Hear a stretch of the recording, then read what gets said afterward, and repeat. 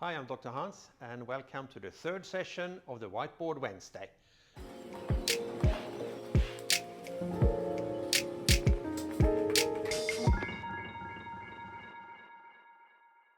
Today we're going to go through some of the concepts, and the first thing we're going to discuss is stability. I'm sure you hear about it all the time, but what does it actually mean? Look at muscles. So there's two bones with a joint in between.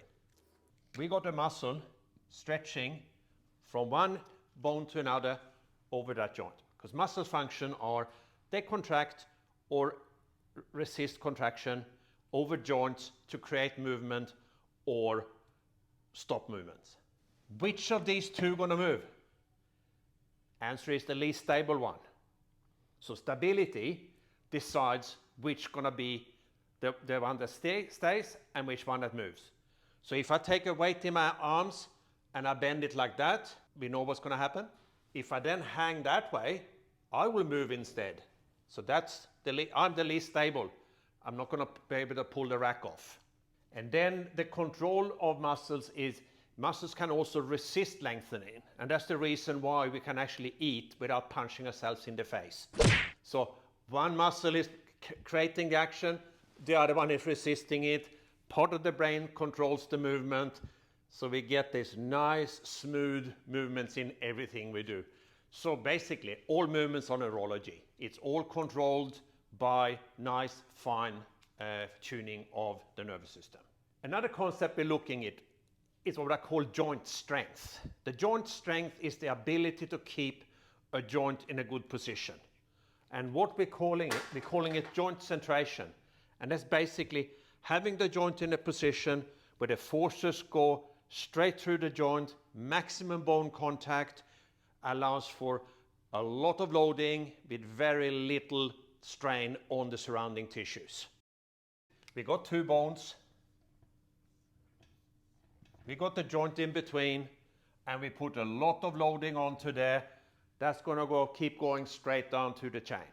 Then we got that scenario where if we're putting loading in that bone, those forces are not going to go straight into the next one, and everything around the joint is going to start to cook. And that's how we get all the inflammations, all the tears, all of these additional injuries. What creates that joint strength is what we call deep stabilization. And as you can hear from the name, those are the deepest layer of muscles. So if we're having a joint surface, we got the bone in it. So that's the joint. Then we got the short muscles, the stretching this way. They will then resist shearing forces and keep that joint in a good position. Those are the ones that we activate in all the movements that we're going to work on. So the stronger your deep stability is, the stronger are your joints, and the better you can keep yourself in centration. If they fail, will the brain recruit longer muscles to do the job that they're not designed for?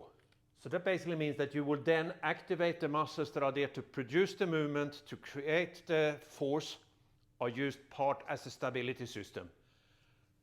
They will fail, so we get much more shear forces in the joint, and we also get a stiffness.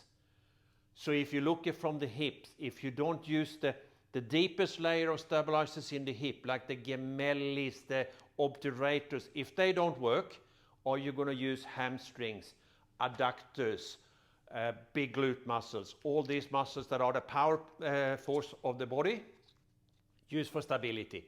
So basically, if you want mobility, you should work on deep stability. Because what we want to try to do is turn you into a ninja. So another important concept we're going to discuss is actually support. And support is your contact with the ground, because all our forces will go straight through into the ground. So the question is, how big is your support base? How many contacts, point of contact have you got onto that support? All that's going to decide how stable your entire body is on top of the stability we create around the joints. Posture. Posture is basically another concept we discussed. Posture is dynamic. So posture is your ability to deal with gravity in motion. So it's basically stability in motion.